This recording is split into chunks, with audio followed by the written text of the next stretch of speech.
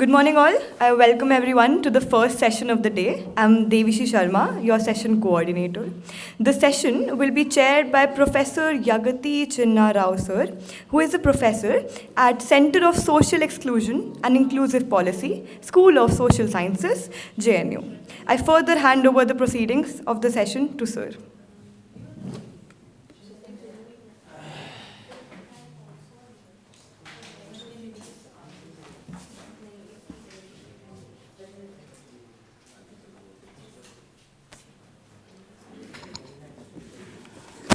Good morning. Welcome you all to the second and last day of the two-day international conference. And today we have four distinguished speakers. And incidentally, on demand, I was told that the last speaker would be the last number 4, Ayla Jonchire will be the first speaker. And to introduce Ayla Jonchire is an associate professor at School of Liberal Arts at IIT Jodhpur. And she's a researcher and performing arts of Rajasthan and cultural entrepreneur of Kalbelia World, she calls. And she's also managing director, Meganta, and co-founder of Kalbelia World, and she has been doing it for nearly 5 years. And in her own words to introduce, she prefers perhaps this way, that I'm a scholar with demonstrated history of working in the higher education industry. My area of expertise is performing arts of Rajasthan. After a long career in scholarly research, I am now prioritizing towards cultural and social entrepreneurship. I found Kalbelia World in support of digital literacy for the Kalbelia dancers in India through virtual dance classes. I am also the creative director of Megantya platform for an Indian, excuse me, can you keep quiet?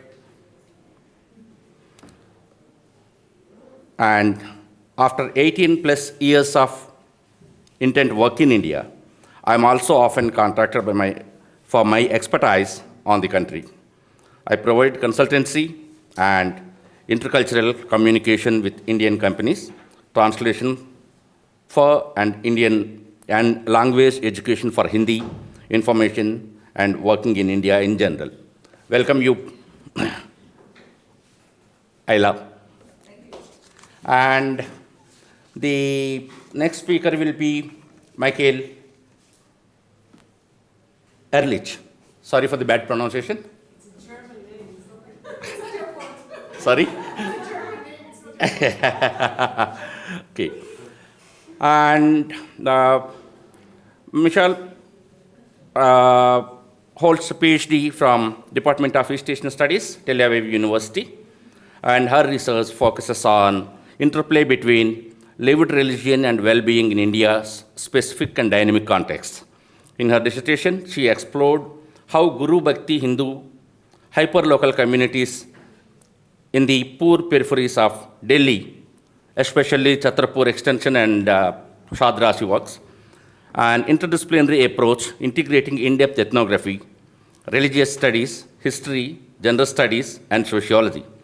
Her academic interests span vernacular concepts of well-being, Hindu practices of healing, and the traditions of Guru devotion, that is Bhakti, marginalized urban communities, and new religious movements, all of which interact in her exploration of how spiritual practices and social dynamics contribute to individual and collective well-being.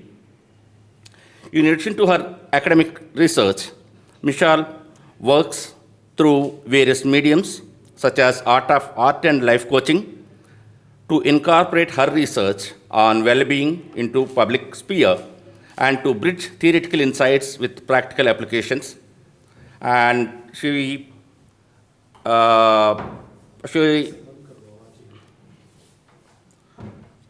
published a lot.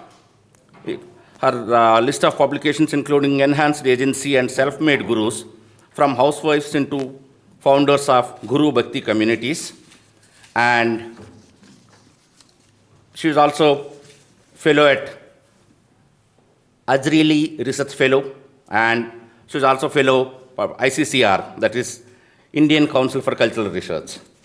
Then we have the next speaker, Arzu Yengdi Aydin, and he's the Department of Philosophy and Religious Sciences, and at Trabzon University, Turkey. And our research specialization include Indian language, literature, culture, history of religion.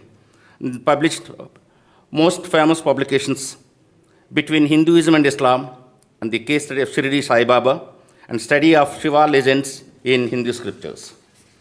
Then finally, we have Dr.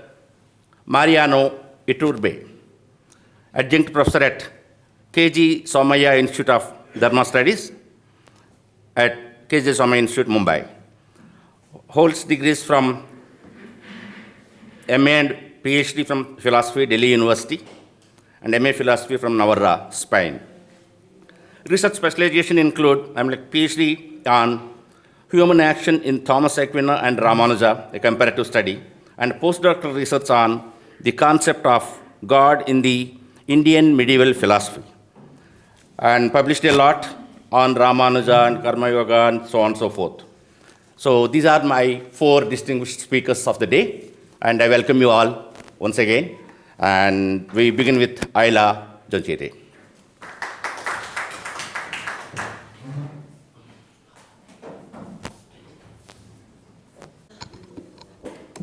So good morning, everybody.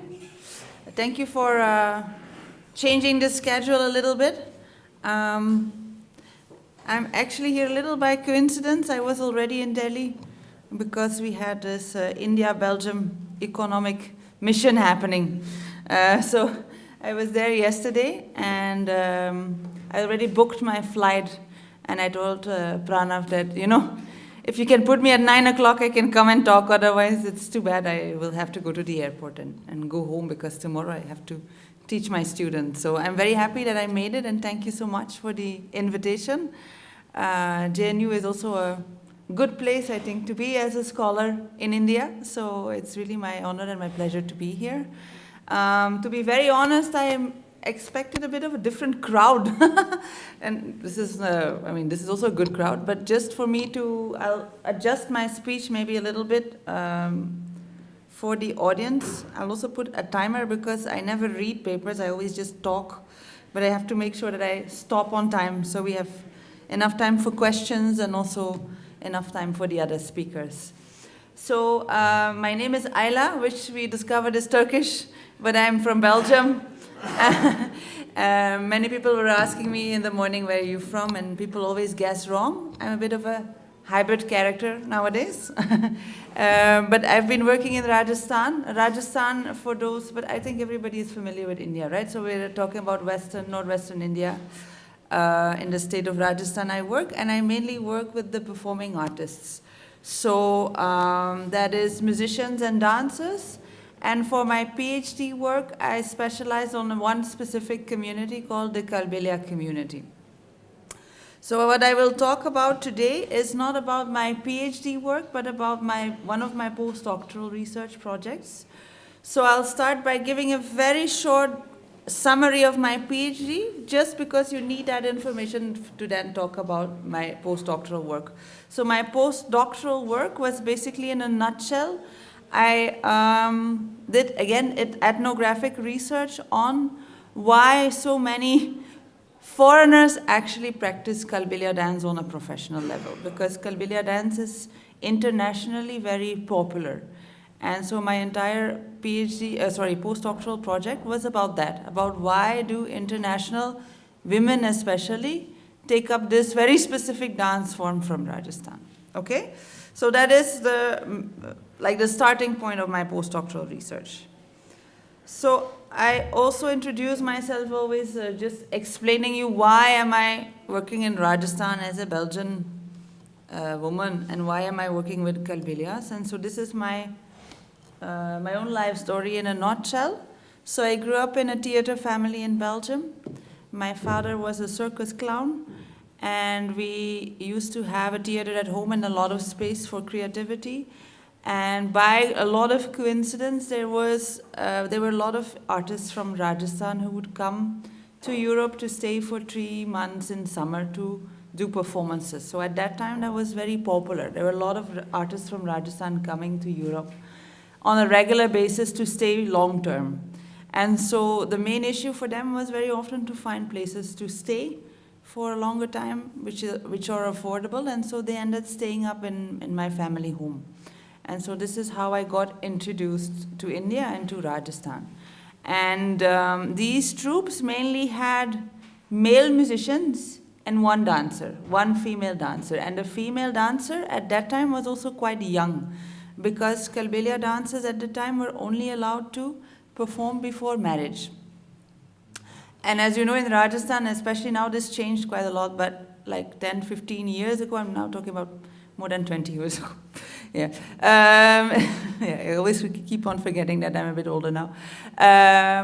They also got married quite young, right? So these girls were like 14, 15, 16 years old, which was also my age at the time. So we really bonded well, and I started to learn the dance form just as a hobby. And so this is how I gradually, then I started to travel to India a lot. I did the typical Indian languages and cultures, what a lot of Europeans do, Indology, Hindi, Sanskrit combination, but I decided to be a bit more focusing on the contemporary world, and I specialized on the communities that were staying at my home for such a long time. So because of this different entry point where I first learned the dance form without being a scholar, I've always been a scholar practitioner or artist scholar or whatever you want to call it. So I've always been very active in practicing myself, performing, curation, organizing festivals, and then also doing academics on the side. Right? So I got my PhD, I did ethnography, but at the same time I was always running cultural activities on the side. Nowadays I do like to call my work action research, where I also very interactively work with the communities to provide them livelihoods and all of that.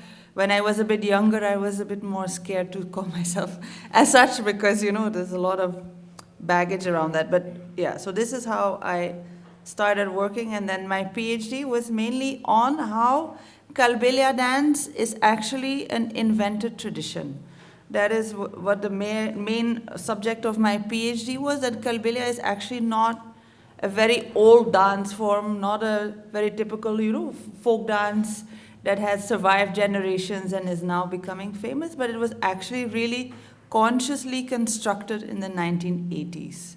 Because of a lot, and I'm not going to talk too much about that, I would recommend you to read my research, but it's all about how at that time in the 1980s there were a lot of national and international discourses that were floating around, and for that reason it was the good time for Kalbilya dance to be marketed as such. So they are both known for two things, the Kalbilyas.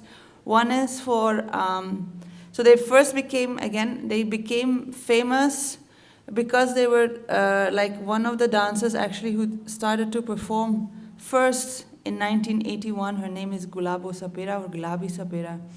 She's quite well known in India now. She got a Padma Shri and all of that. She was discovered as the first Kalbilya dancer, and she was taken abroad by the government in this Festival of India tours, where they were promoting all kind of, you know, undiscovered dance forms from India, because in the 1980s, India was really looking at promoting diversity, you know, like looking at all of the different styles of art form that were there. And not only the classical forms, because classical forms have been promoted since independence, right? But the folk dances were not. So they were really looking at promoting folk dances. And since Gulabi was a very young girl doing something that nobody's seen ever before, it was quite attractive, and that's how she got picked up. So within that idea, so she was promoted as a folk dancer, and then when she started to dance abroad, it was picked up that she had a nomadic lifestyle, And that's again another story, is that there were a lot of industries within what we called at that time world music labels. So world music is another full industry that came up in the 1960s to 1980s, where they were looking at promoting, again, alternative music styles and music styles that have a good transnational appeal. Transnational, right? So they were looking at music styles that were not related to one nation necessarily, but could communicate to a lot of audiences around the world. So that's the period where they were really promoting Sufi music, for example, because Sufi is everywhere, right? We have Sufi in Turkey, we have Sufi in India, we have Sufi in Pakistan. So that was a good label for world music. And the other label that they liked to use was Gypsy music, because Gypsy is also transnational in many countries, right? Not related to one nation. Again, I'm not going to give you all of the details. You have to read my PhD for that. But the idea was with the Gypsies that they were originally from India, right? So, and there are a lot of theories about that, pros and cons. Again, read my PhD. But they came to Rajasthan because there are a lot of artist communities in specific who had nomadic lifestyles. And that was the thing that people picked up onto. So they saw that there were multiple musician communities, and then now these Kalbelias who started to dance would be the forefront of the original Gypsies from India, and that's how they came popular abroad. So my PhD was about that, was about how in the 1980s Kalbelias started to dance, how they invented a dance, and how they were actually able to really commercialize it very well, because they had two streams of commercialization. One was, we are the original Gypsies from India, which worked very well internationally. And then the second one was, we are an unknown folk dance from Rajasthan. Right? So these were the two main labels that they could use to market themselves. I mean, again, we are all professors and all and high-level students, so I don't have to explain how you do ethnography.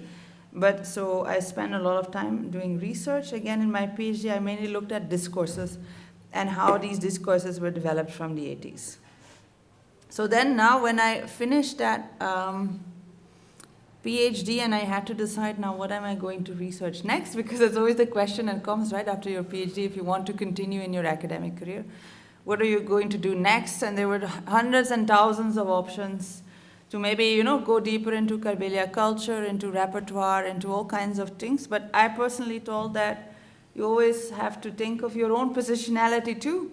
And I'm very much an international person working in India, so I thought I should focus more on that type of a profiling and again, in which kind of surroundings I am and my positionality. So I thought it was very interesting to look at all of these women, because there are a lot of women from abroad who come to Rajasthan to learn Kalbelia dance. And why are there so many women traveling to Rajasthan for that? Because, I mean, again, Kalbelia dance, think of my PhD, I said it's an invented tradition. It's a very small community. When I started my research, there were about maybe maximum 15, so 15 professional dancers of Kalbelia dance within the community. So it's very, very small. This changed a lot afterwards because they commercialized a lot. So now we're looking at maybe a maximum 100 of dancers in the Kalbelia community, but there are so many more international dancers who are doing this. So I thought that was very interesting to start from. So when I started my research, I first of all looked also into how actually there was a fascination for Indian dance by non-Indian and especially again female dancers to learn all of these dance forms from India. So these are just examples, historical examples of women abroad who were actually very famous at some point to perform Indian dances all over the world. Like Anna Pavlova, for example, who became a very famous ballerina, and she worked with Uday Shankar. And so there's some, Indian infiltration that happened there, but it's actually not research at all. So I thought that was quite interesting to see. And that whole, also the fantasy image almost that they created around what Indian dance was. Because you also have to remember that these women almost never came to India, right? It was just their imagination of Indian dance, and then one or two maybe figures from India who came to their country to show them what Indian dance was, right? So I thought that in itself is very interesting. Again, also because if you look at what has been researched already about Indian dance outside of India, it always only talks about the diasporic communities and how diasporic communities reinterpret Indian dance forms. And then again, mostly in classical dance forms. So how Bharatanatyam is performed in America, or Kathak is performed in the UK. About that type of discourse and how that field is evolving, there's a lot of academic research. But then if you look at our non-Indian dancers who do Indian dance, which is also actually a big group, not to be underestimated. Everywhere around the world you have, like, these are just a few examples, of non-Indians doing Indian dance in another context. That in itself, I think, is also interesting to study. And then, again, if you look at other academic disciplines that were useful for me, I looked at belly dance, which is, by the way, a very interesting case for my Kalvilya research. And then all kinds of Indian music forms that travel around the world. Again, there is research about that. Think of our Ravi Shankar working with the Beatles and all of that. We have literature for that, and then also for yoga. So these were like my main inspirations from other academic works to do this research. So, how am I doing on time? Okay, I don't have so much time again, but so I look at, these are like main research questions, like how do people look at dance in general? What is the meaning of dance in different cultures, and how is that influencing interpretation of dance forms, especially if you adopt a dance form from somewhere else? How do they exchange culture? How is like the Kalbilya community in Rajasthan interacting with non-Kalbilya dancers? And then also, again, bigger discourses on global and local level. So I look at Orientalism, gender. Gender is very important for this case. Also social stratification, I'll come back to that, also, and livelihood. So these are the 4 big clusters of discourses I look at. Again, so what I did is I did a kind of a mapping of where all in the world do we have non-Indian women doing Kalbilya dance, and then I also tried to look at how professional they are, in the sense that I only wanted to work with women who are doing this as a form of at least part-time livelihood, so on a regular basis. Because there are a lot of, workshops here and there where maybe you would do, a Kalbilya initiation, but it doesn't mean that you're a Kalbilya dancer, right? So I was really looking at levels of professionality and then only selecting a certain level of professional engagement with Kalbilya dance. So what I found was very interesting. So this is a bit outdated now. Again, this changed, but this is from 2017. That I identified 50 dancers of the Kalbilya community. So again, professional dancers who are performing on a regular basis and have livelihood. And then our non-Indian dancers around the world. So, and I saw that it was actually a bit of an imbalance also in terms of numbers, that there are many more international Kalbilya dancers than dancers from the community. And that in itself is interesting because of cultural dominance, right? So just to highlight. Again, this is a map because at some point I really thought it was mainly Europe and the US somehow, but this is absolutely not true. So they are a bit everywhere in the world, and one of the largest non-Indian Kalbilya communities is actually in South America, which is actually which was very interesting. So I also traveled there to do field work because it was quite interesting why they connected so much with Kalbilya dance from Rajasthan. The other interesting observation is that if you look at India, there are no women outside of the Kalbilya community that do Kalbilya dance. So I was also wondering, why is that? Why is that? Because, I mean, it's a very accessible dance form actually, and it's a very popular one. They do perform a lot in India. Indian audiences watch it, but women don't want to learn it, which is very interesting. Where we do see a lot of Kalbelia dance happening is in the schools. I don't know, maybe some of you might have done that in school too, is that when you're in primary school or maybe in the beginning of your middle school, then you get your like sports teacher or arts teacher to teach you one routine of Kalbelia dance, and it's always on the same song. This, you might have heard it, right? Yeah, if I do that, you already recognize it. So you learn that sequence on a commercial version of the songs. It has actually nothing to do with the community. You never see or interact with a dancer from the community. You just get the shiny costume and you learn that one routine, and you got your introduction to Kalbelia dance, right? So that happens almost in, not in all the schools, but in a lot of schools throughout India, right? But again, no adult ladies learn Kalbelia dance. I mean, you might already have some guesses on why. If not, we can also discuss that. Which one is this? This is, I think, just a video. Yeah. Right? This is how it would look in a school. That's fine, huh? Yeah?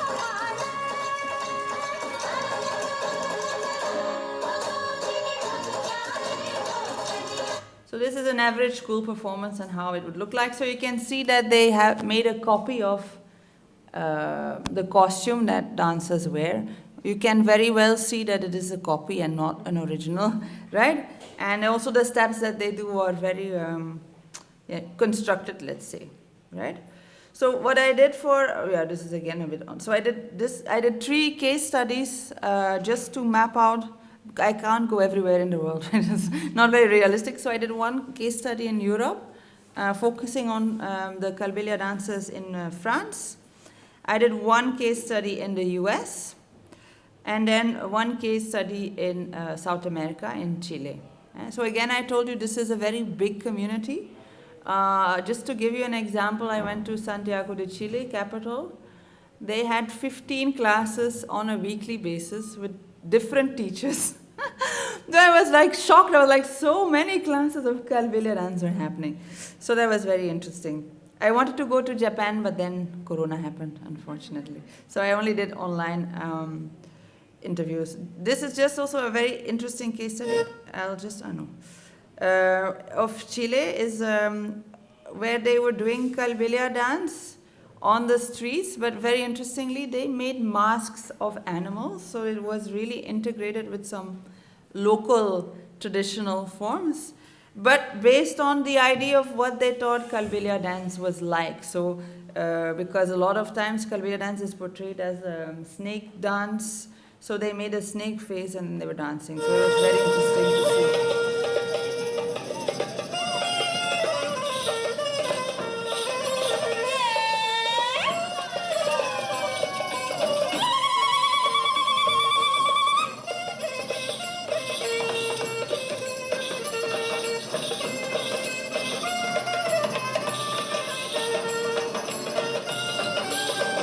So it gives you an idea of how they again reinterpret the dance form. And then also I looked at a lot of it, because this is happening a lot too. A lot of groups that come to Rajasthan and do these dance tours where they meet a couple of teachers and they take classes, and then they also, learn about the culture and visit some temples and do some shopping and all of that. And then there's also always one of the main teachers of the country, like for example, you can see here one of the Japanese teachers, who has been coming to Rajasthan a lot, and then she brings her fresh students who never came to India before. Okay, I talked for 20 minutes, so I'll stop. This is all very technical explanation of all of my conclusions, but this gives you an idea of what I'm working on. And so just to tell you one last thing, I don't know if it's on my PowerPoint, wait, huh? No, it's not. Oh, this is an old slide. No, I wanted to just show you, because when the pandemic happened, remember I wanted to go to Japan and it didn't work out. What I did is I made a platform called Kalbelia World, and Sir also talked about it, where women from abroad could take direct classes with dancers in Rajasthan.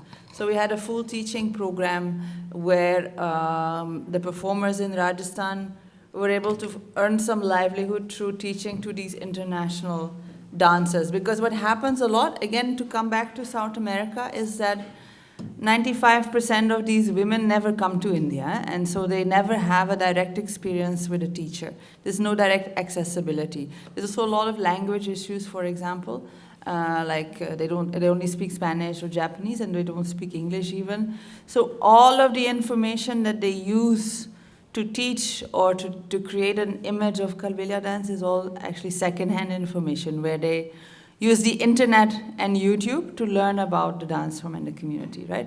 And in their own language. So of course, there's a lot of recycled information and a lot of false statements there, right? So that direct access that we were creating online, where you can directly talk to a Kalbelia dancer in Rajasthan and ask some questions or have direct training, was quite beneficial. Okay, so thank you for your attention. I don't know if we have time for a short Q&A, or do we do that in the end, or what is the system? If you have time, then... That is your decision. I don't know if I have time or not. You tell me. It's Arzu's decision. So Okay. let's complete the presentations and we'll go for the chances. At the end? Okay, sure. Right. Thank you. Thank you.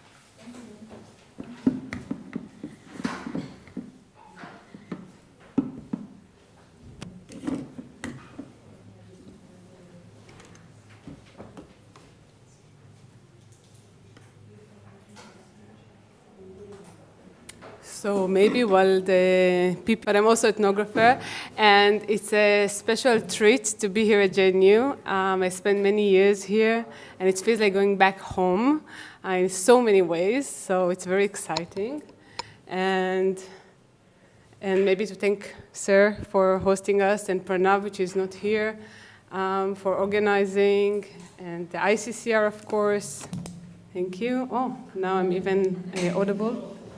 Yeah. Do we have a PPT?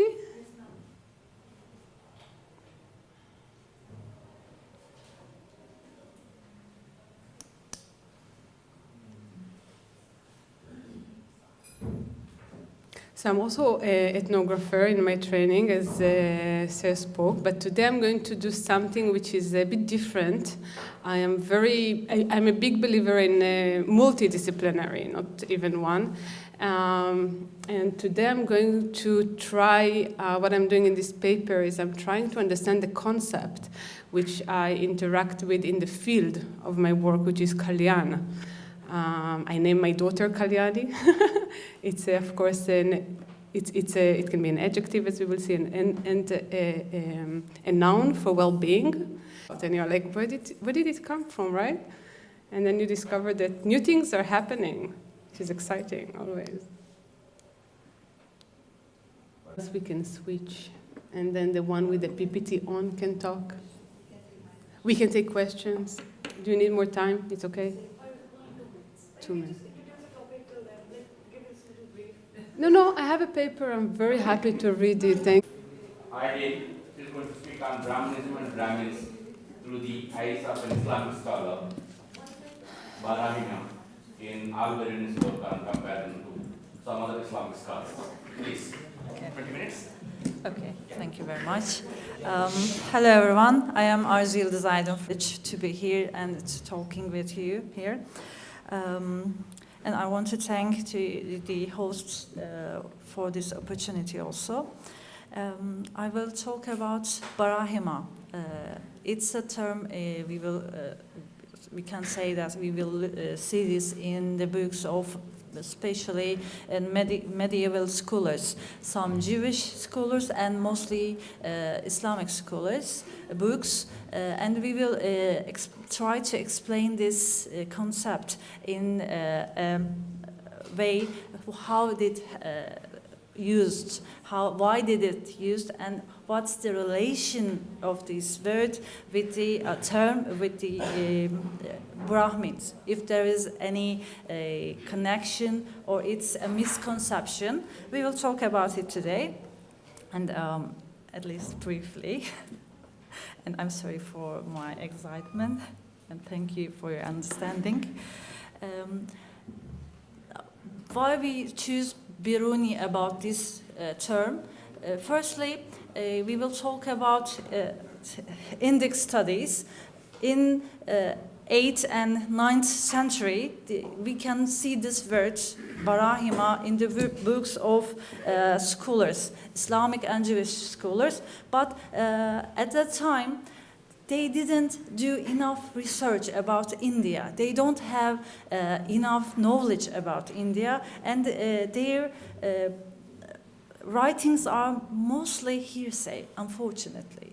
So, Biruni in 11th century and 10th century, he says this is not right. We should, if we want to talk about something, we talk from their eyes, from their minds. And in his words, he says, I will read it.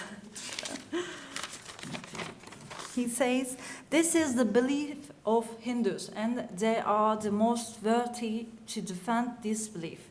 However, whatever he talks about, he talks from the view and of the holder. So, he did learn Sanskrit, Hindi, and try to, not maybe the whole continent, but try to visit as much as possible places and interviews the pundits. So his work actually quite accurate. Even for today, his work is very useful for us. So because we can see in his works that he really did do an objective study and compares his findings with other cultures also, like Greeks, like Muslims, Islamic works, like Judaism. He compares them with each other. So they call him pioneer of comparative religious studies also, history studies. Some Western scholars also call him like this. So, in his study, he talks about Brahmins, but in a very respectful way he talks about them. For example, and he also criticizes the other scholars. And he says in his book, I decided to write this book because my mentor encourages me and and I did see some hearsay and some subjective and misconceptions and wrong information about Hindus, about India, like their belief, their culture. So I find the courage in me to do this research and write this book. It is a necessity, he says. And in his books, he talks about Brahmins, he talks about culture, he talks about religion, anything. And he also talks about his, shortcomings. He never says, I'm perfect and this work is perfect. He tries to be objective, and when he do this, he's talking about, like, I have some problems, and these are the shortcomings. He also states them, like language barrier, like cultural barrier, like the closeness of the community. They don't always want to talk about their religion to a non-Hindu. So he always states them. And then he talks, as I quote, we should talk from their works, he says. And in his book, in many places, we see verses from Vedas, Brahmanas, and Mahabharat, from Gita, and he's really good at this, actually. And what he says about Brahmins, I want to say, and then I will talk about Barahima. He says, sorry, I want to quote his words.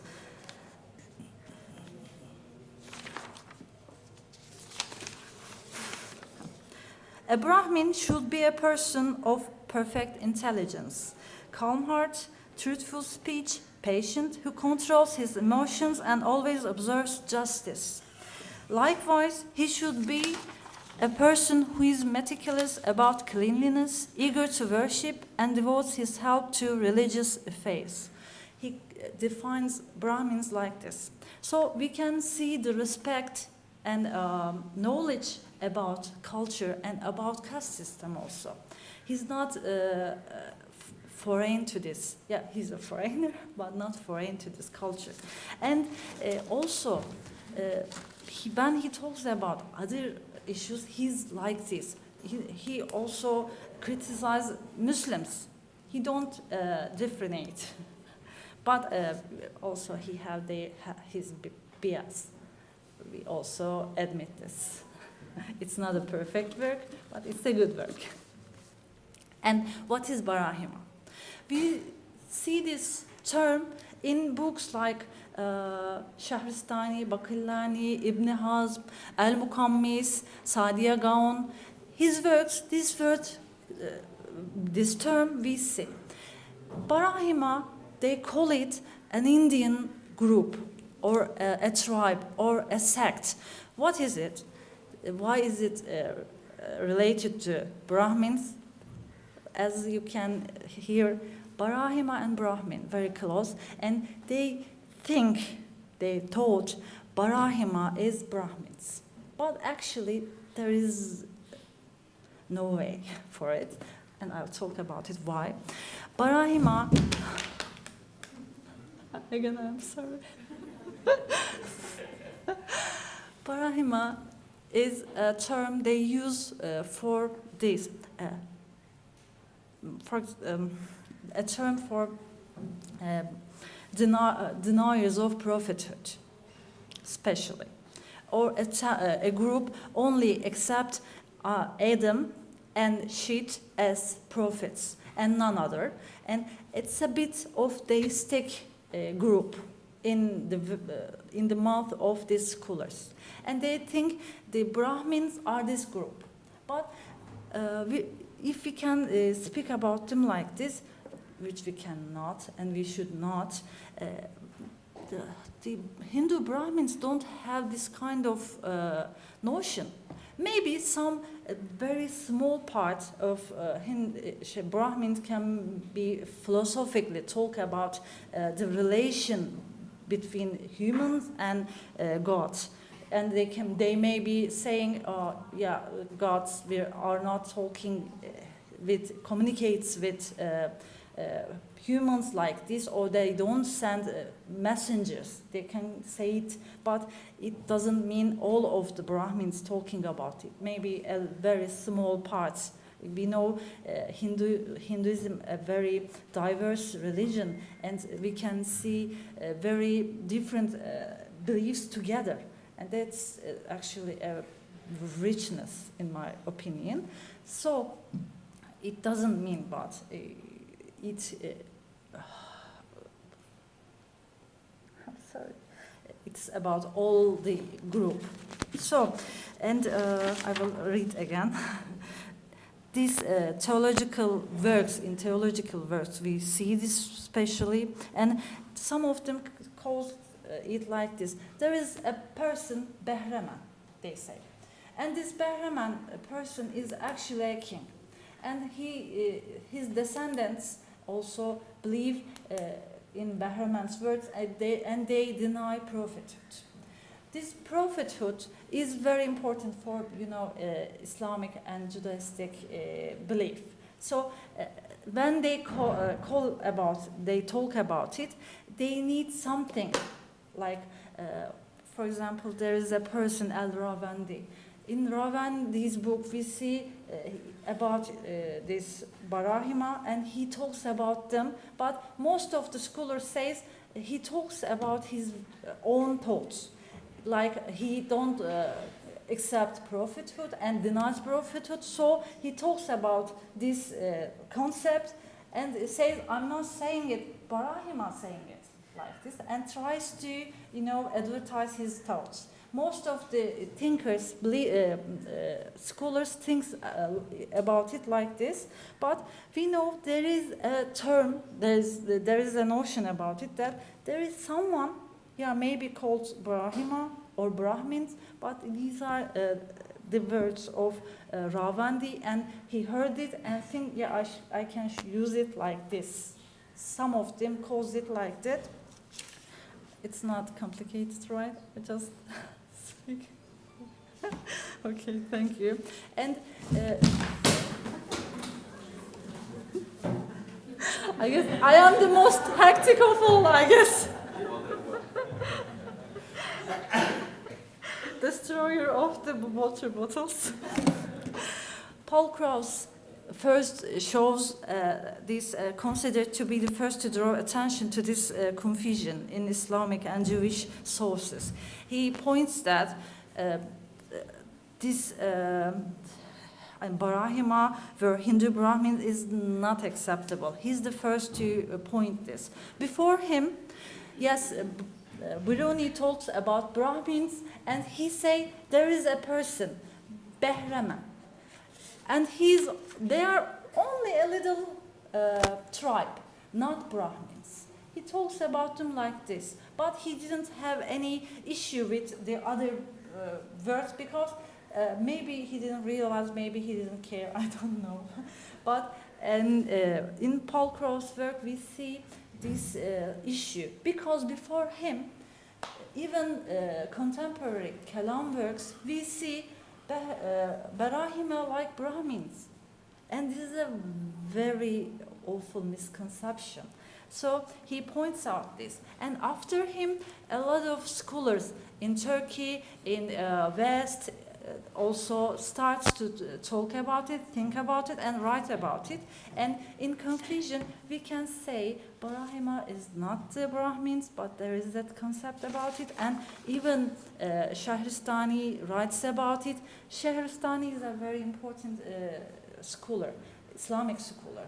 And he's actually one of the pioneers of Islamic history of religious studies. His book defines Islam, Judaism, Christianity very well, but in Hindu part, unfortunately. So we see in his books this misconception also, but in today's world we can clearly say Al-Birunis is an exception, and he did point out what is Brahmins, what is Barahima in his work, and even today this misconception is still consists in some works, but it starts to change, and I hope I'm also helping to correct this one, and I'm done. Thank you very much. Is there any question? Thank you very much. I didn't take 20 minutes. There was a lot of things to say, but I couldn't. You can read. I will read, with your permit.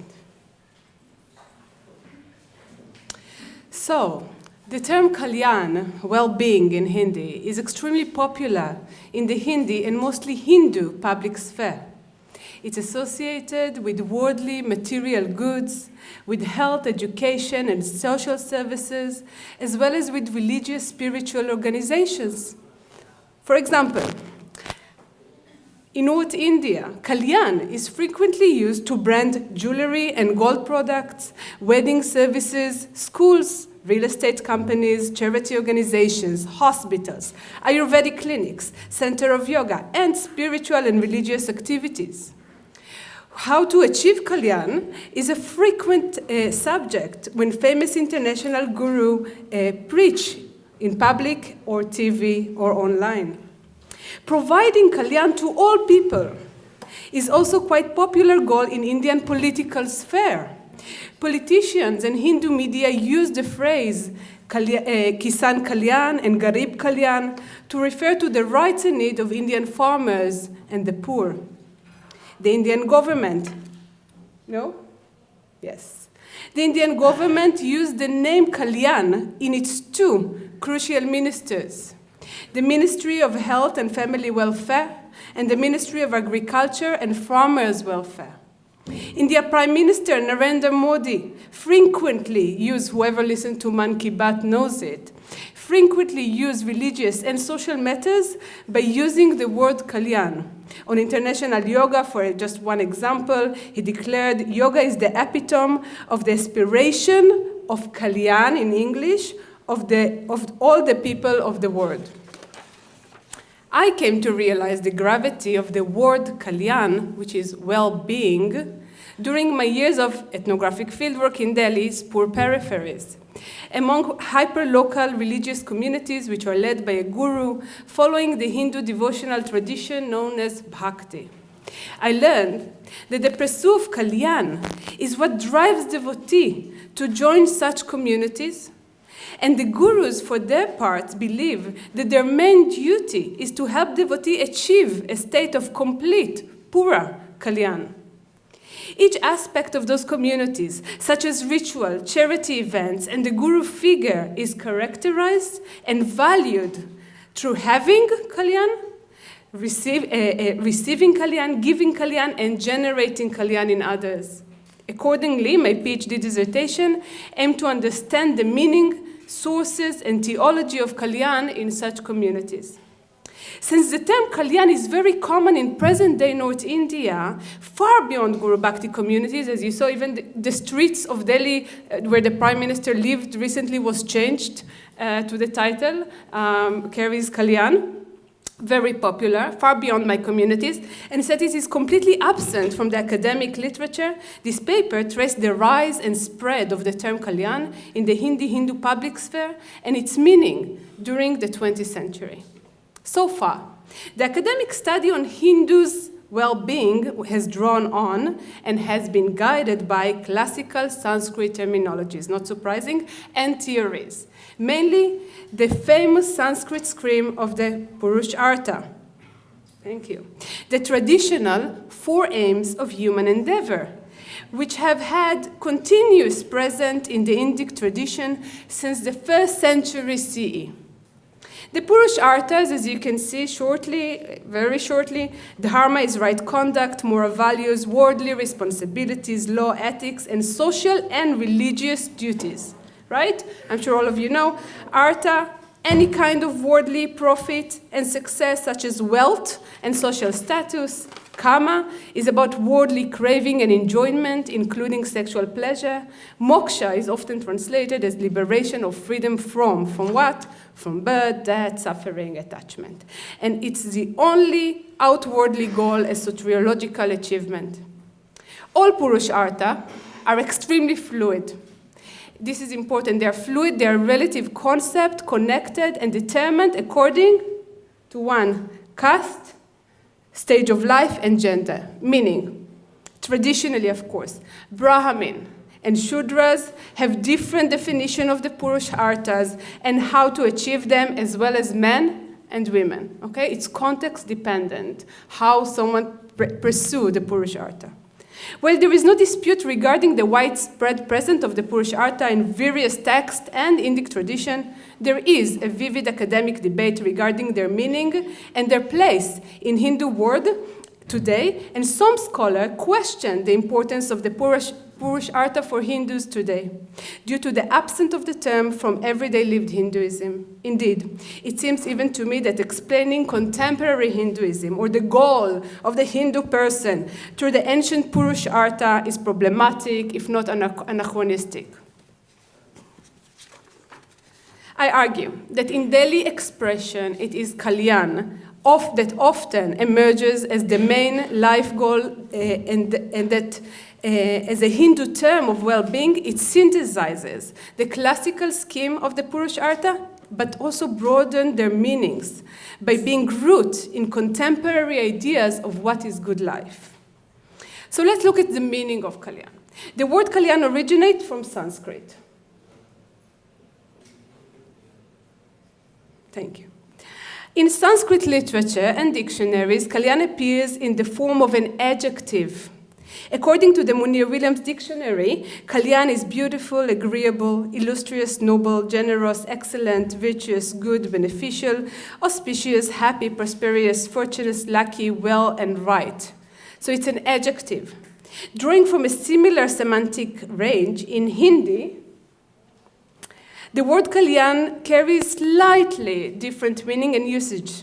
The Oxford Hindi-English Dictionary defined Kalyāṇ as a masculine noun. It's not an adjective anymore, and translated as welfare, prosperity, good fortune, a virtuous or auspicious action. Combined with the verb to do, karna, it means to bring about one's well-being or salvation.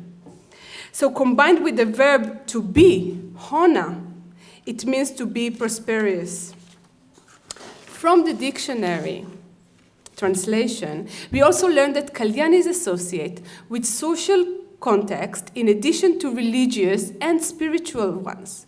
The Hindi term, for example, for social welfare is Samaj Kalyāṇ, and welfare economies is Kalyāṇ Arthashastra, a bit Sanskritized.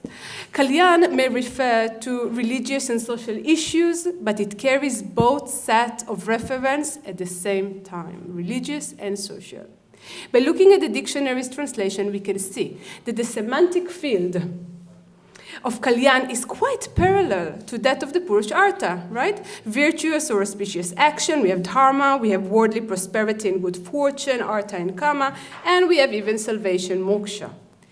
While the relevance of the Puruṣārtha is not as significant as some scholar might think, in devotees' daily life, those four goals have been subsumed under Kalyāṇ in everyday theology and are subordinated to it. Yet, let's not celebrate so fast. As a contemporary term, Kalyāṇ also carries additional modern meanings and ideologies beyond the classical Puruṣārtha. So why was there a need for a new terminology for a Hindu aim of life? In what way Kalyāṇ is different from the Puruṣārtha? What drove this transformation? So those are some of the answers that led me to write this paper, and especially led me to the Kalyāṇ magazine. So I will just tell you that during my research in the Guru Bhakti communities, I once asked someone, Kalyāṇ kaise milte hai? So how does one actually get Kalyāṇ? He looks at me, Ghara ye bahut hai Kalyāṇ. I'm like, how do you have so much well-being at home? What do you mean you have so much Kalyāṇ? Haan, आइए घर में दे दूँ आपको. I'm like, oh, he can give me Kalyāṇ. I go home and then I get those, huge bags of Kalyāṇ magazine in his home shrine, right? Just there. And then I go, okay, I'm missing something. Context. So, Gita Press. I suggest that the driving force behind the popularization of the term Kalyāṇ and the development of its uses and meanings in India today has to do with a Hindi magazine by the same name, first published in 1926 by the Gita Press, of course established at Gorakhpur some years before. Gita Press is the most influential Hindu publishing house and the world's largest, even today, distributor of printed Hindi texts. Kalyāṇ is the first and best known publication. Until this day, Kalyāṇ is widely circulated and read. Covered, thank you, with gorgeous, colorful illustration of the Hindu deities, the magazine contained Hindi translation of the Sanskrit classical text, as well as other theological and philosophical ideas, information about Hindu laws, and religious leaders' opinion columns. In the first half of the 20th century, Kalyāṇ magazine had a huge influence on the construction of modern Hindi language and of Hinduism. Even though the word Kalyāṇ have been in use before 1926, it seems that Hanuman Prasad Podar, a Mawari businessman and the magazine's first editor choice to name the magazine Kalyāṇ, was crucial for how the concept Kalyāṇ has been used ever since. In the time left, I trace the meaning that powder molded into the word Kalyāṇ, skipping, of course, the context, content, and ideologies of the Kalyāṇ magazine, and its spread in the public sphere, all I discussed in the paper. So the Kalyāṇ magazine was formed during the end of the colonial period, dedicated to rising Hindu nationalism and celebrated urbanization and accelerated, urbanization due to internal migration. Yeah, we're looking at partitions, migrations, and modernization of the Indian society and its culture. The official goal behind Kalyāṇ was to form a unified and homogeneous national Hindu identity under the title Sanatan Dharma, of course, the eternal order, eternal law, and also the Hindu religion. Much like the Puruṣārthas in the magazine, Kalyāṇ emerged as a desirable utopian state of being that facilitates both soteriological and worldly pursuits. Unlike the Puruṣārthas, and this is one of the important things, the new Hindi terminology was used to form a new, all-inclusive Hindu life goal that can be achieved by all, regardless to caste, gender, and even belonging to a specific Hindu sect. Okay, so we are moving now from a context-driven of the Puruṣārthas to a much more inclusive ideas. And in the spirit of the ethos, some would even say myth, of the modern capitalist self-made individual, Kalyāṇ here is a self-achieved state that does not have much to do, at least in theory, with predetermined conditions such as destiny and karma. In the inaugural issue of Kalyāṇ, Potter wrote his first editorial, The Need for Kalyāṇ, Kalyāṇ ki Avashyakta, establishing Kalyāṇ as the one life goal of the Hindu person. Let's read. Everyone is in need of Kalyāṇ. Is there someone in the whole world who does not wish for Kalyāṇ? This realization has led to the publication of Kalyāṇ, the magazine, of course. This magazine, by spreading as much as possible the divine voice of the forever memorable seers, sages, and saints, is capable of bringing the fallen travelers to the beautiful path of Kalyāṇ, exclamation mark in the original. By marking Kalyāṇ as a supreme aim of life, and by announcing that the magazine aim is to return people who has lost the way to the path of Kalyāṇ, Powder declared that all the magazine content, whether philosophical, theological, or political, in all issues, would be dedicated to the one subject of achieving Kalyāṇ. Powder defined Kalyāṇ as the only Puruṣārtha, the only aim of human endeavor, and provide an account of the multiple meaning of the word. Let's read. Well, some consider Kalyāṇ to be the acquiring of a wife, son, wealth, status, and fame. Others considering renouncing all of those and going into isolation as the blessed goal of Kalyāṇ. People tend to interpret Kalyāṇ differently according to their various needs. What constitutes real Kalyāṇ is thus far not agreed upon. However,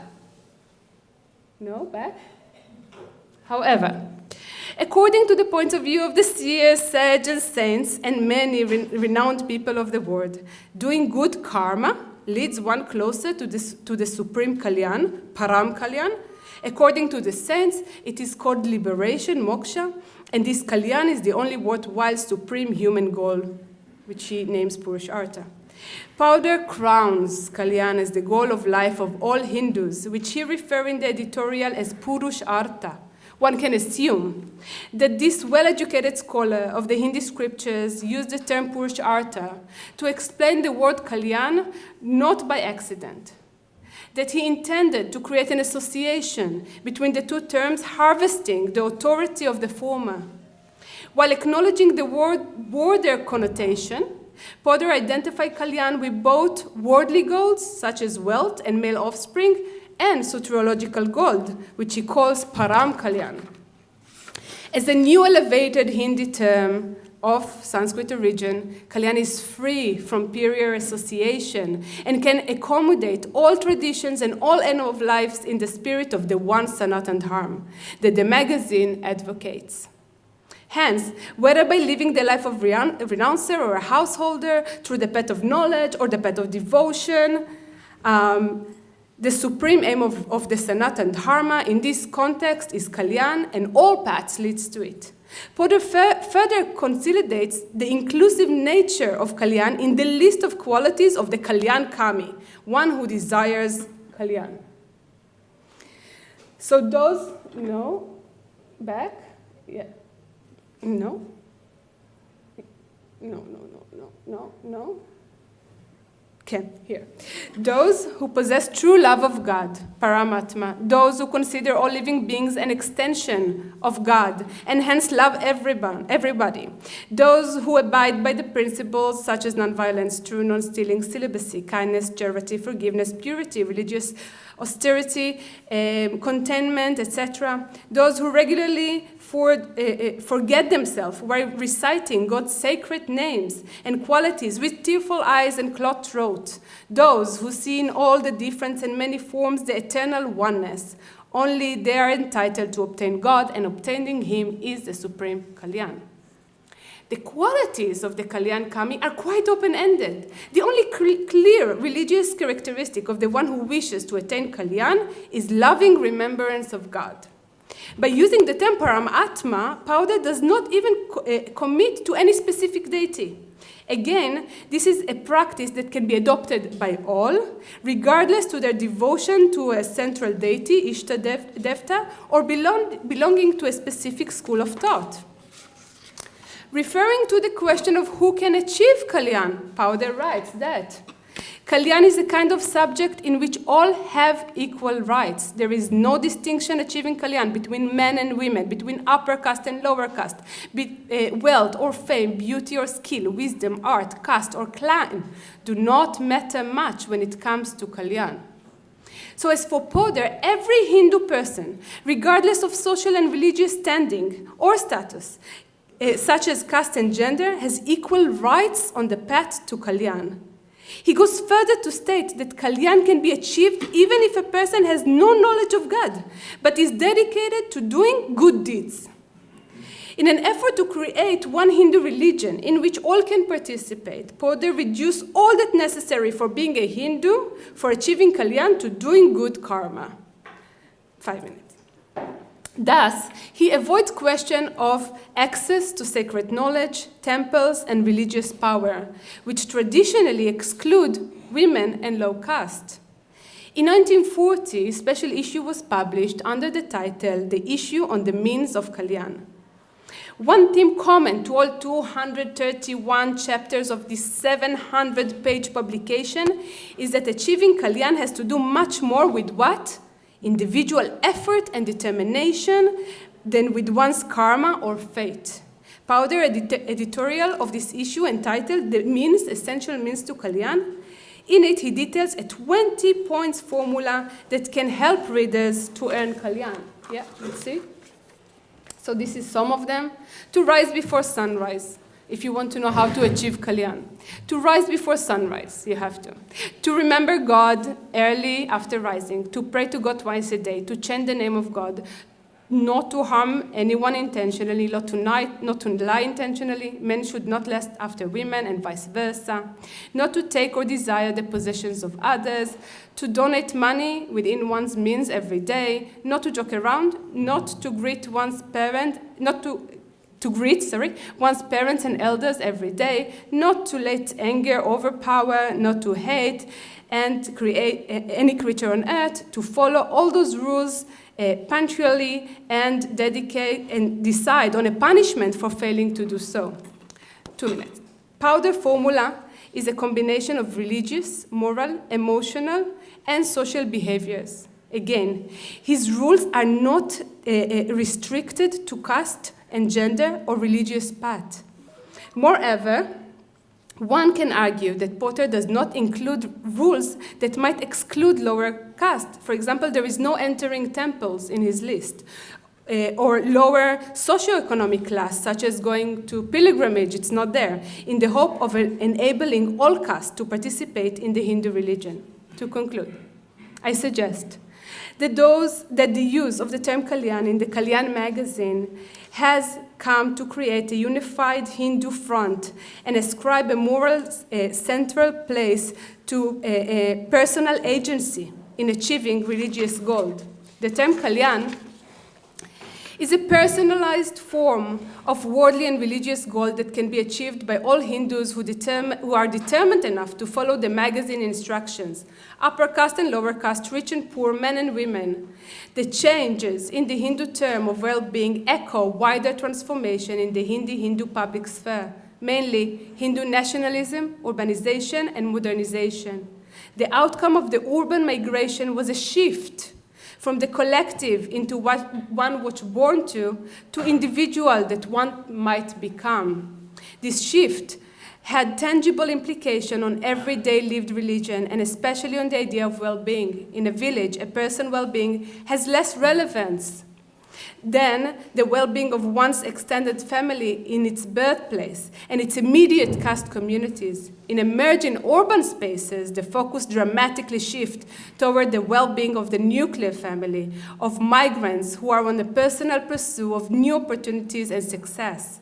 In such a situation, a new ethic must be internalized, one that emphasizes success, relative equality on performance and efficiency.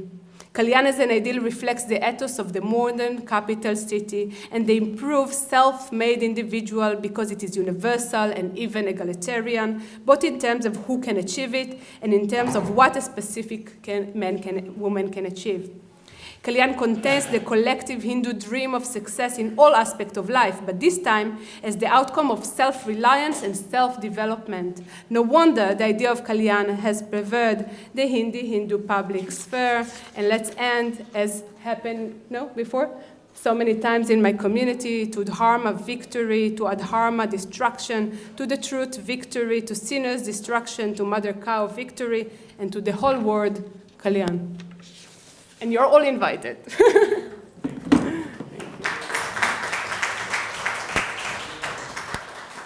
And our last speaker for the day, Professor MARIANO, is going to speak on knowledge and devotion, the God and source for social action. Ramaanujam of Hippo. Okay. 20 minutes, no? I have. So, okay, summarizing, the title is Knowledge, Devotion, and Action. So how the knowledge of God foster not only devotion, but social action, social improvement. No? That is a little bit the idea. Two authors, quite far one from the other, Augustine from the 4th century and Ramaanujam from the 11th century. Principally, there are different discussions whether the exact days of his birth and date, but well, we accept the one of 120 years old, that perhaps is a bit too much, but it's accepted in the biographies.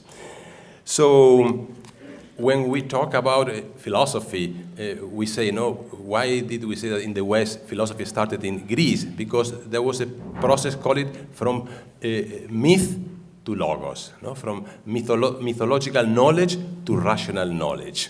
And that is what characterized the pre-Socratics, then Socrates, Plato, Aristotle, etc., etc. Well, in Indian philosophy, there's a Professor Van Buitenen who said, I quote, "The moment that the ancient Indian speculations on creation and origin of the world passed from a mythological state to a more or less philosophical one, is often fixed by the first occurrences of the term Sat, S-A-T, Sat in cosmogonical Vedic text." So Van Buitenen explains that there is more than one meaning to the word Sat, and sometimes it is translated as the metaphysical concept of being, some ends being, but in his opinion, Van Buitenen says that Sat perhaps can be rendered as that by this which is here and now. This could be the meaning in the Upanishads. Now, philosophy and theology are subjects that cannot end only in we can say theoretical knowledge or theoretical contemplation. True philosophy, true theology should lead to social action, to improvement of the world in which we live. That I genuinely, so I would like to discuss in this paper how the search for truth, that is essential to any philosophical discourse, if it is genuine, should lead to social action. Now, among the great luminaries, we have these two persons, well, now in the previous slide, no? Ramanuja and Augustine. So we will look a little bit at their teachings.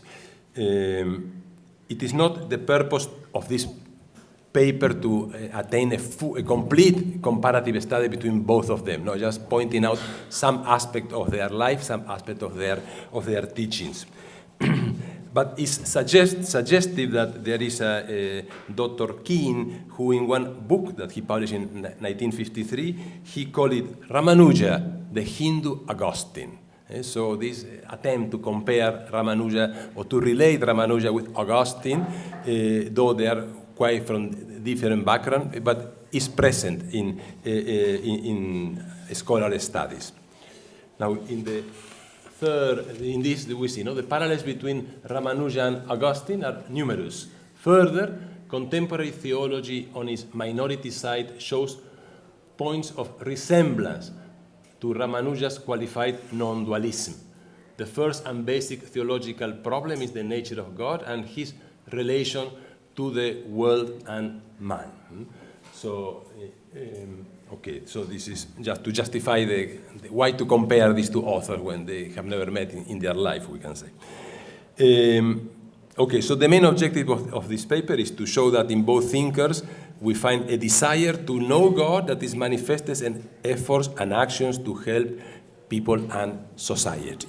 This knowledge, or sadvidya, is not a selfish attitude, but on the contrary, express profound desire to show with concrete actions which are the authentic consequences of knowing and loving God. Now will be a little bit of biography. Perhaps some of you are already familiar with these authors, or perhaps not, so just a very brief description of their life. Ramanuja is from Tamil Nadu. He was born in a city called Sriperumbudur. I'm wrongly pronounced it, but that's the name of the city. In the year, as I said, 1017, and according to some tradition, he died in 1137. Basically, as a student, he lived in a famous city, Kanchi. That was a very religious city with a temple, Ranganatha temple, and there was a very intense religious life. He was his teacher was Yadava Prakasha, who was a follower of Shankaracharya, and there was a dispute between a teacher and pupil, so much so that in a moment Ramanuja breaks with Yadava Prakasha and will get another teacher, who will be a teacher who was taught by Yamunacharya. No? So he entered into a different background and entered into the Vaishnavism, and then he will develop his own theory that is Vishishtadvaita Vedanta, as I said before, no? Non-qualified dualism, qualified dualism. Then also Ramanuja is very important because of his relation to Bhakti. He promoted devotion to God, and he promoted a religion that was more accessible to the masses, to the people in general, not emphasizing only on the intellectual aspect of the research, but also on the bhakti, devotion, and, as I said before, social actions. Now, Ramanuja belonged, I read, to the Vaishnava sect, whose roots are found in South India, with a group of people who were very influential from the 7th to the 10th century. We call them the Alvars. There were 12 Alvars who they express their devotion to God with music and with poems, etc. And they admit people from the various castes and various different backgrounds. So they were very important, especially in Tamil Nadu. The pontifex of the sect of the Alvars were living in the Ranganatha temple, and these teachers combined in their works the Sanskrit tradition of the ancient masters with the Tamil tradition of the Alvars. One outstanding figure among this group of singers was Yamuna. He was the first one to interpret Vedanta in the light of Bhakti. And Yamuna's disciples are believed to have been 15 in number, of whom 5 are said to have taught Ramanuja, who will become a propagator of Vishishtadvaita Vedanta. Now, when we go to Augustine in the next, we can define a search for truth and 3 important moments of his life, what he himself called 3 conversions: intellectual, moral, religious.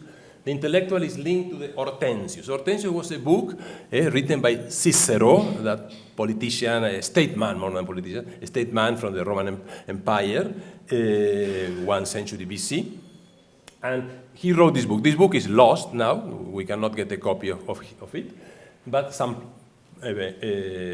paragraph here. But mainly we know that it was very popular during the time of Augustine in the 4th century. And he read it, and he was searching for truth. So to read the Hortensius helped him to understand that it's possible to achieve truth rationally. That is why it was his first intellectual conversion. His first conversion, the intellectual, to discover the value, the importance of philosophy. Then the second was, come back to the previous, sorry. The second was the moral, a change. He had a complex life. He was living not against the teachings of his own mother, he was a Christian by religion, but in fact he was not baptized yet, but his mother, yes, was a religious practicing, but not his father. And then the religious is when he became a Christian. So these are the things. The moral conversion was linked to the Manichaeans. Who are the Manichaeans? Was a sect started in Persia, founded by Mani, and there was a sect mainly that they discussed the principle of evil, no? And how in the world there is like a force for good, a force for evil, always in a strife, in continuous strife. That were the Manichaeans. He joined, young, and for some years was there. That implies a moral conversion. He tries to improve his own behavior. But later on, he will abandon the Manichaeans. No? And the third, that I put Ambrose before. Ambrose was the bishop of Milan, and he was instrumental in bringing him into Christianity. So here you have, no? So the Manichaeans, heirs of the Gnostic dualist sect, as I said, 2 eternal principles, always in strife. And then he continued with his reading of philosophy. He read the Neoplatonics, mainly Plotinus, and in the book Aeneid, he was convinced that the existence of immaterial reality, that not everything is matter, but there is also spiritual realities in the soul, God, etc. And I understood from Plotinus that evil can be also explained as privation. Evil is not perhaps like a monster created by some external foreign force, but evil can be considered privation. I cannot see. That is the evil of blindness that deprive me from sight. Okay. The next. So wisdom, no? How Augustine considers wisdom is the right path leading to the truth.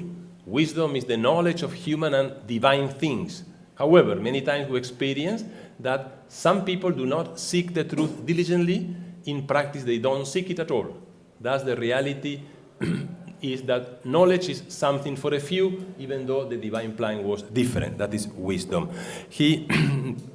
As I said, Cicero, centuries before Augustine, who wrote the Hortensius, who provoked the intellectual conversion, but Cicero was part of the academicians.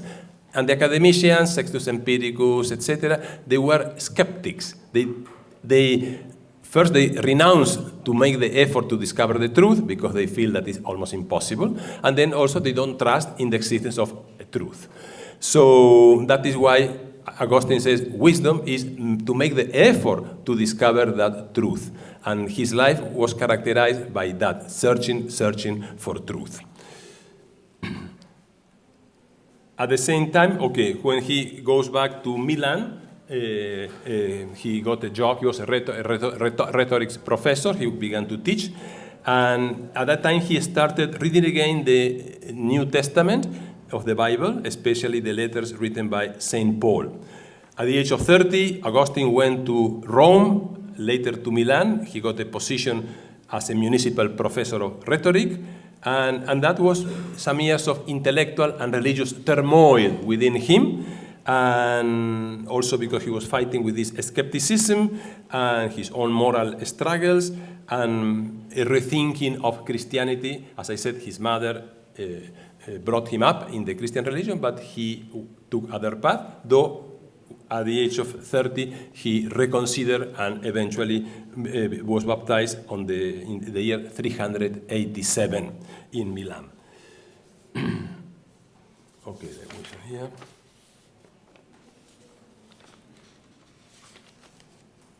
Now, Ramanuja, the supreme God, Ramanuja, for whom the Upanishads are the most important source of revealed truth, of Shrutis, wrote at the beginning of his Vedanta Samgraha, and I quote, Vedanta Samgraha was perhaps his first book. It's a summary of the contents of the Vedas. Then he will write the Shrivashya, a commentary of the Vedanta Sutras, and then the Gita Bhashya, a commentary on the Bhagavad Gita, and then some smaller text commenting also on the Vedanta Sutras. But the first, we can say that the opening, the first, how many? 5 minutes? 2 minutes only? Okay, so I will have to speed up. Okay, so the point here is, has the next? Okay, next. For Ramanuja, the soul is a consciously direct agent and the body is its instrument. He defines body as that substance that a spiritual entity can use and support entirely for his own purpose, and that in its essence is exclusively subordinate to that entity. For him, release is not an escape from the evils of embodied life, but a supreme hankering after a higher fulfillment in the loving adoration of God. So the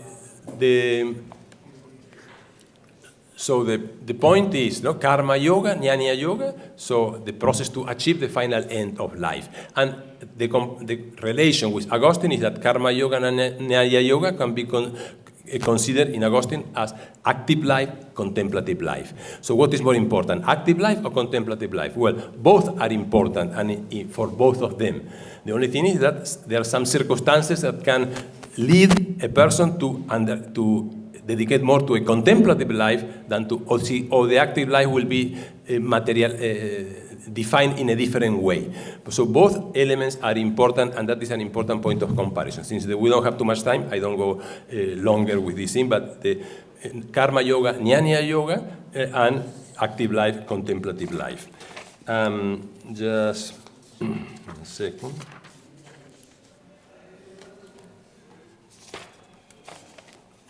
If we look, okay, this is what I said. Next 11 is love for God is the first thing that is commanded, and love for neighbor is the first thing that must be practiced. This is St. Augustine. You who still do not see God, by loving your neighbor will deserve to see him. Love for our neighbor cleanses our eyes in order to see God, as John says clearly. Whoever does not love a brother whom he has seen cannot love God whom he has not seen. So here Augustine emphasizes also the value, the importance of actions, human action, right actions. Okay, I will go directly to the conclusions since we don't have much time. Okay. And the concluding remarks.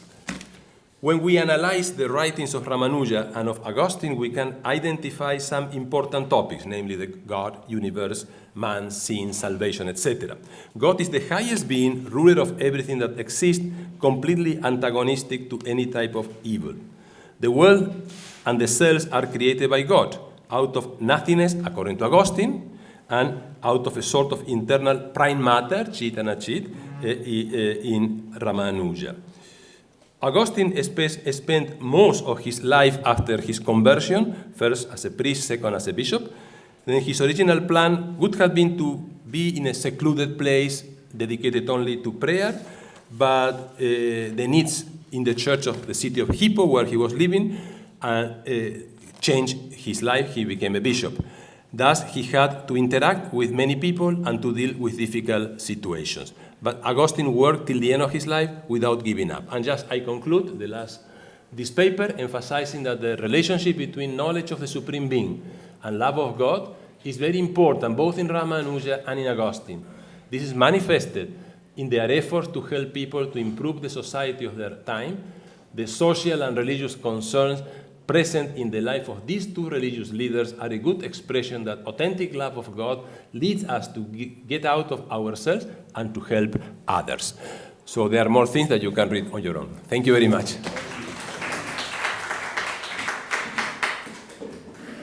Yes. Well, already running out of time. To begin with, 1 or 2 questions each. Yeah, please, go ahead. I have a question to Dr. I. In the West, we refer type of dances to a person, like Isadora Duncan, like Martha Graham.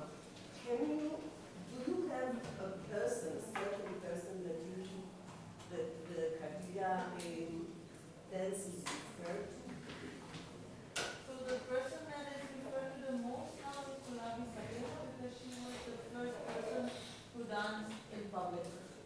So she nowadays likes to call herself the mother of dance, and other people also start calling her that. And then otherwise there are a few families actually nowadays who lead the dance practice in Rajasthan. So these families are based in Jaipur, Puruṣārthas, and Jodhpur. And so all of the other dance that you see in Rajasthan, they are basically these families traveling around to do work. So it's not necessarily one person, but definitely some families. And then, Please.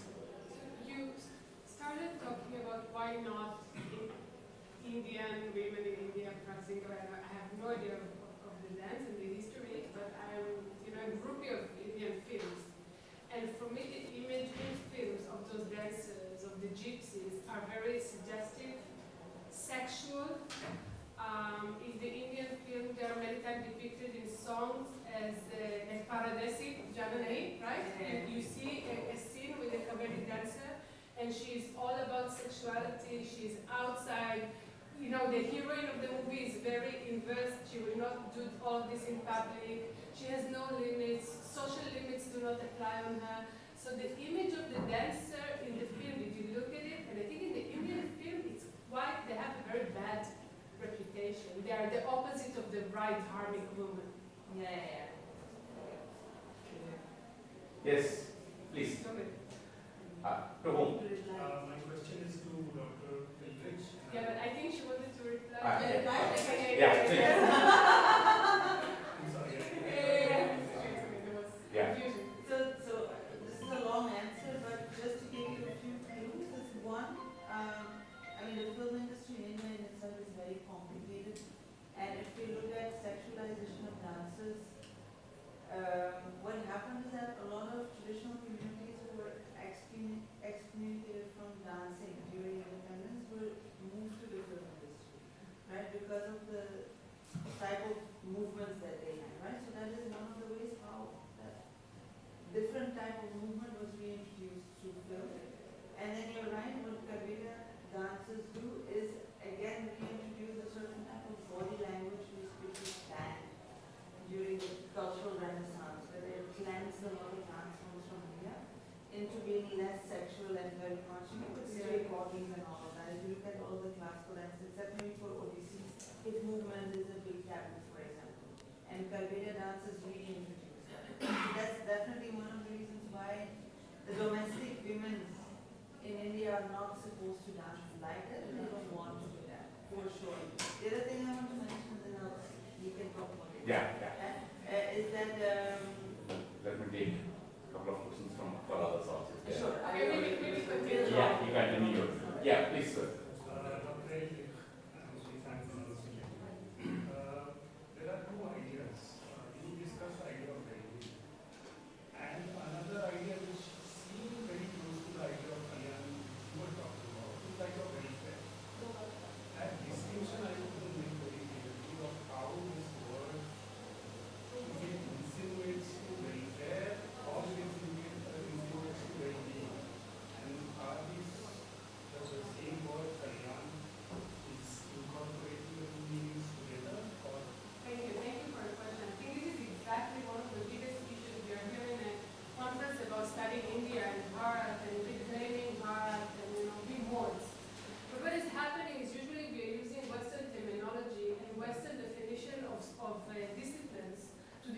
define domestic vernacular concepts. So you look at Kalyāṇ and you say, okay, but in the West, we have welfare, one, we have well-being, two, we have spiritual desires, three, how do we work with it with Kalyāṇ? Right? But this is exactly where we fall down. So yes, what I was trying to say is Kalyāṇ, also inspiring on the Puruṣārthas, okay, but taking it into a different direction. This segregation doesn't exist, so it can be the welfare of the farmers, and in then Modi quotes, it can be moksha, okay, it can be liberation. So it holds everything together because it's a vernacular term. And this is how I believe, very modestly speaking, and sitting on the shoulders of giants, other scholars, is to try to understand, re-understand vernacular concept in vernacular means, and also disciplines.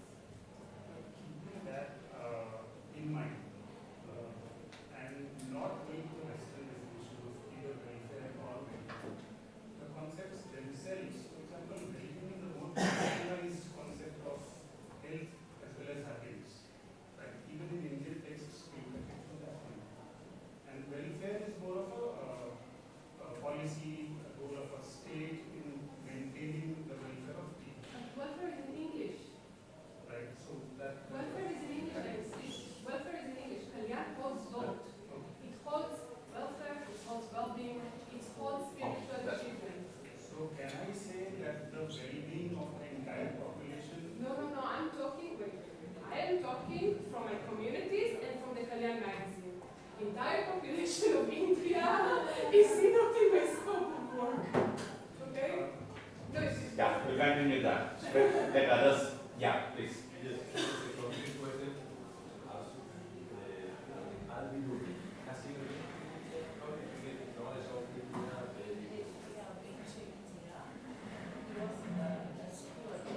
At that time, the sultans did scholarships or they sponsored schools.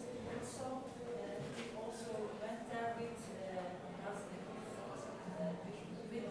He went there. He would learn Sanskrit for hundreds, Hindi, and other some of the languages.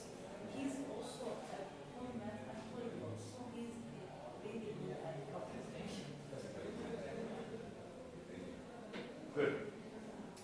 Anyone else? Yeah, please. I'm very curious to know what in Barahima,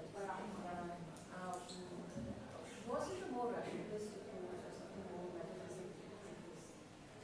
He being at that point of time, and I'm supposing it is again for the revolution, that way you had a lot of rationalist discourses and ideas on Hinduism, as well as in so what was it that he actually encapsulated in his book, or in his books generally, or about actually he don't talk that much about Barahima. He talks about Brahmins, about caste, about culture, about the Barahima is actually used in the other scholars' books. He talks about them, but in a very small size. When he speaks about them, he talks about it as a very small tribe. And he didn't give any more information. Good. Thank you. Thank you all. Speakers of both sides. Thank you. Sorry for making it faster because of the time. You have to be that. Yes. Yes, what the argument is. Please go ahead. I'm very curious to know, I felt you wanted to touch on it in the beginning, but the reason for comparison. Because, let's for example, you wanted to compare it to modern texts, it actually is more or less is language and jump. Sometimes it can be just like intellectual, you see similarities, I was very curious to see how it is established. Well, because I have been working on Indian philosophy and also have been working as a finance, also taking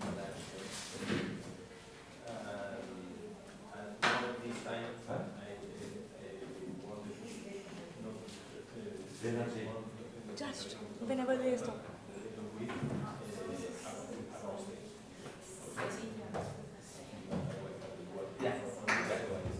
We'll continue this. Dr. Mariano will continue the tea. Okay. She wants to conclude. You have to have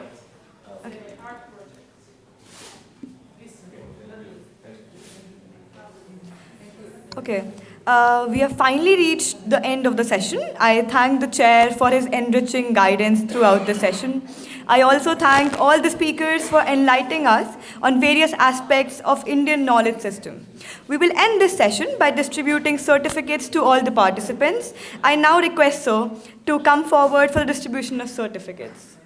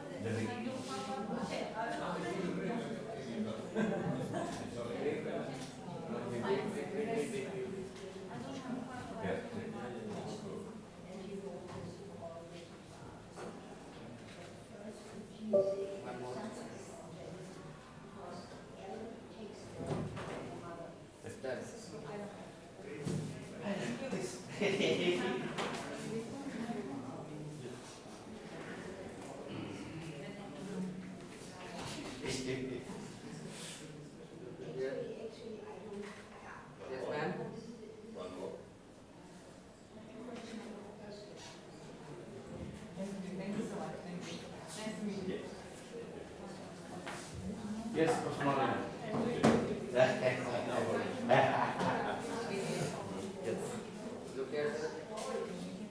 Look at my camera.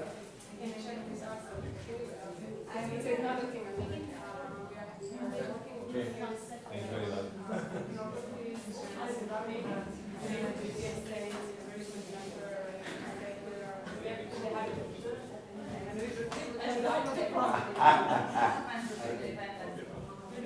Yes, ma'am. One more. Back. Thank you, Ananda. Thank you everyone. Now you all can proceed for the tea break.